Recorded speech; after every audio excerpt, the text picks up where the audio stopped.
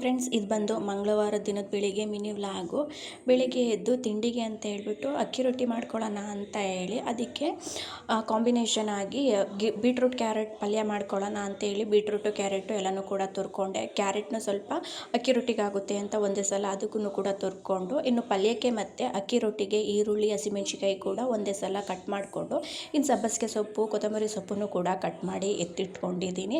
ಹಿಟ್ಟು ಕಳಿಸ್ಕೊಳ್ಳಿಕ್ಕೆ ಒಂದು 2.5 ಕಪ್ ಆಗುವಷ್ಟು ಅಕ್ಕಿ ಹಿಟ್ಟನ್ನ ತೊಗೊಂಡು, ಇನ್ನು ಕಟ್ ಮಾಡ್ಕೊಂಡಿರೋ ಸಬ್ಬಸಿಗೆ ಸೊಪ್ಪು, ಕ್ಯಾರೆಟು, ಈರುಳ್ಳಿ, ಹಸಿಮೆಣ್ಸಿನ್ಕಾಯಿ, ಕೊತ್ತಂಬರಿ ಸೊಪ್ಪನ್ನ ಹಾಕ್ಕೊಂಡು ಸ್ವಲ್ಪ ಜೀರಿಗೆನೂ ಕೂಡ ಸೇರಿಸ್ಕೊಂಡು ರುಚಿಗೆ ತಕ್ಕನಷ್ಟು ಉಪ್ಪನ್ನ ಹಾಕ್ಕೊಂಡು ಎಲ್ಲನೂ ಒಂದ್ಸಲ ಡ್ರೈ ಮಿಕ್ಸ್ ಮಾಡಿ ಕಲಿಸ್ಕೊಂಡಿದ್ದೀನಿ.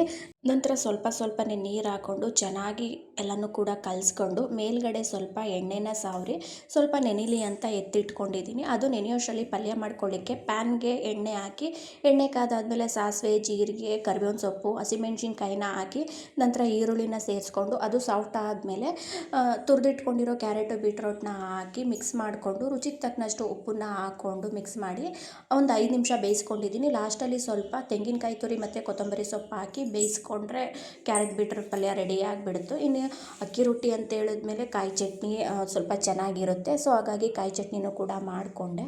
ಅಷ್ಟರಲ್ಲಿ ಸ್ವಲ್ಪ ಪಾತ್ರೆಗಳೆಲ್ಲ ಇತ್ತು, ಅದನ್ನೆಲ್ಲ ತೊಳ್ಕೊಂಡೆ.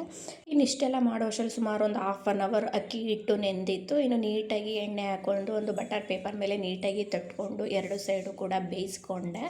ಇನ್ನು ಇದೆಲ್ಲ ಆದಮೇಲೆ ನಾನು ಕೂಡ ಫ್ರೆಶ್ ಅಪ್ ಆದೆ. ಇನ್ನು ಇಷ್ಟೆಲ್ಲ ಮಾಡೋ ಅಷ್ಟರಲ್ಲಿ ಸುಮಾರು ಒಂದು 9:30 ಆಗಿಬಿಟ್ಟಿತ್ತು. ನನ್ನ ಮಗನೂ ಕೂಡ ಆವಾಗಲೇ ಒಂದು 8 ಗಂಟೆ ಅಷ್ಟರಲ್ಲೇ ಮಲ್ಕೊಂಡ್ಬಿಟ್ಟಿದ್ದ. ಇನ್ನು ನಾನು ಕೂಡ ರೆಡಿಯಾಗಿ, ಇವಾಗಂತೂ ಸಮ್ಮರ್ ಇರೋದ್ರಿಂದ ಸನ್ಸ್ಕ್ರೀನ್ ಇಲ್ಲದೇ ಹೊರಗಡೆ ಹೋಗ್ಲಿಕ್ಕಾಗೋದೇ ಇಲ್ಲ. ಅದಕ್ಕೆ ಸನ್ಸ್ಕ್ರೀನು ಸ್ವಲ್ಪ ಸಿರಮ್ನೆಲ್ಲ ಹಾಕ್ಕೊಂಡು ಸ್ವಲ್ಪ ಮಾಯಿಶ್ಚರೈಸ್ನ ಹಾಕ್ಕೊಂಡು ಮೇಲ್ಗಡೆ ಸ್ವಲ್ಪ ಪೌಡ್ರನ್ನ ಹಾಕ್ಕೊಂಡು ರೆಡಿ ಆಗ್ತಾ ಇದ್ದೀನಿ. ಇವಾಗಂತೂ ಸ್ಕಿನ್ ಕೇರ್ ಬಗ್ಗೆ ಸ್ವಲ್ಪ ಕಾಳಜಿ ತೊಗೊತಿದ್ದೀನಿ. ಡೆಲಿವರಿ ಆದಮೇಲಂತೂ ಜಾಸ್ತಿ ಸ್ಕಿನ್ ಬಗ್ಗೆ ಆಗಿರ್ಬೋದು, ಏರ್ ಬಗ್ಗೆ ಆಗಿರ್ಬೋದು ಜಾಸ್ತಿ ಕೇರೇ ತೊಗೊತಿರ್ಲಿಲ್ಲ. ಈಗ ರೀಸೆಂಟಾಗಿ 1 ಇಯರಿಂದ ಸ್ವಲ್ಪ ಅವುಗಳ ಬಗ್ಗೆ ಎಲ್ಲ ಕೇರ್ ತೊಗೊತಿದ್ದೀನಿ. ಜಾಸ್ತಿ ಏನು ಮೇಕಪ್ ಮಾಡ್ಕೊಳ್ಳಲ್ಲ. ಸೊ ಇದಾಗಿತ್ತು ನನ್ನ ಮಂಗಳವಾರದ ಬೆಳಿಗ್ಗೆ ಮಿನಿ ವ್ಲಾಗು.